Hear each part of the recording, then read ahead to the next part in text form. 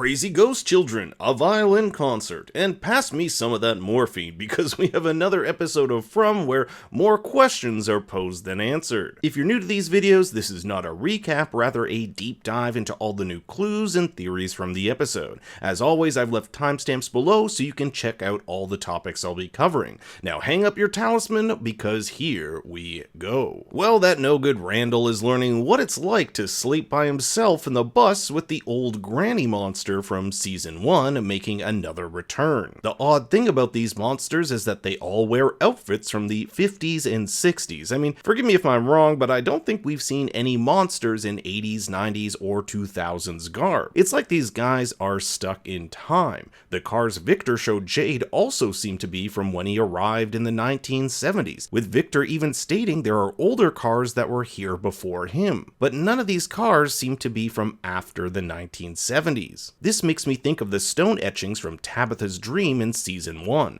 The earliest one dates to 1506 and the latest 1978. 1978 seems to be the latest date that some sort of major event happened. Perhaps this relates to what Christopher did to the town. More on that in a bit. At the end of the episode, we see Randall carving something out of wood. Honestly, it's a bit too early to tell what he's carving. It looks like the beginnings of a cross, but Randall doesn't strike me as an overly religious guy. But when you have monsters around, who knows? At long last, we get the name of the mysterious man in Victor's Polaroid. This is Christopher, a man Victor says was well liked by everyone in town. However, as soon as he started seeing the symbol, he started to go crazy. We know that Jade has also started to see this symbol, even seeing a vision of Christopher and his notebook filled with scribbles of it. Is this hinting that Jade may be following in Christopher's footsteps? Later in the episode, we learn that Victor's mother told him to hide one night in a place Christopher couldn't find him. It's implied that this is the cellar we saw young Victor emerge out of in season 1, episode 4. There, he finds everyone in town has been disemboweled, so it appears Victor's mother knew something bad was going to happen and had Victor hide to save him.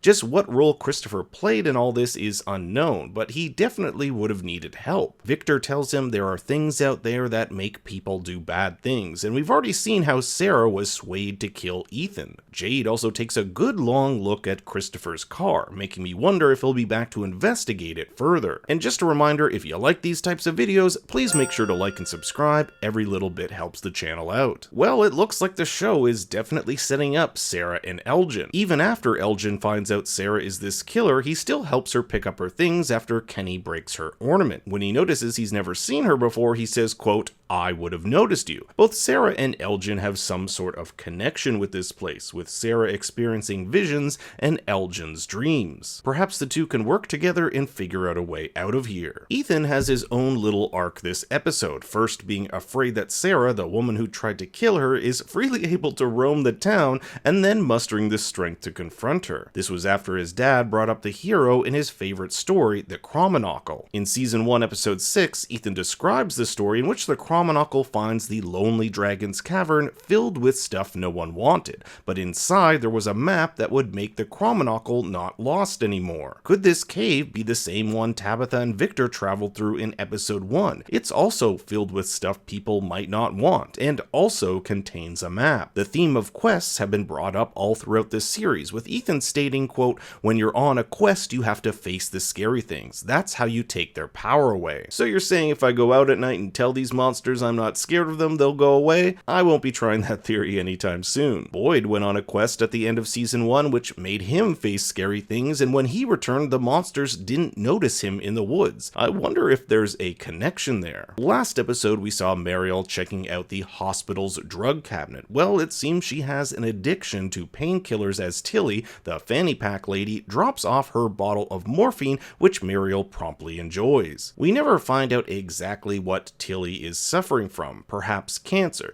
but it gives some added context to why she was on that bus and why she went dancing in the rain. If she was dying, it makes sense she's spending the rest of her money at the racetracks, and her dance could be her enjoying what last bit of life she has. Now, since the show is from the creators of Lost, spoiler warning for the next 15 seconds, they might be pulling a John Locke, in that this place may have cured Tilly of her ailment, just like the island allowed John to walk again. But just how Tilly would have known she was was cured, and her also saying that she may need help administering the morphine later makes this theory weak. Tabitha takes her son's puzzle set, the one that looks similar to the rock cairn found in the caves, and sets it up outside the entrance. I'm not exactly sure what she was hoping to accomplish here, but I found it interesting the children emerge from the forest and not the cave. They all seem to chant the same word, Unkui, over and over again. At the time of this writing, I didn't have access to the subtitles to get the exact spelling to see if it's a foreign language or perhaps an anagram. Of particular interest are how the children are drawn towards her jacket, the same jacket she picked up in the secondhand clothes shed with her daughter 2 episodes ago. Both the puzzle game and this jacket were from people who came prior to them, so it's possible these objects have some sort of connection. And I don't know about you guys, but I thought the cliffhanger to this episode was pretty weak. We have Boyd experiencing those worms again, but it didn't give us any new clues or change the plot in any way.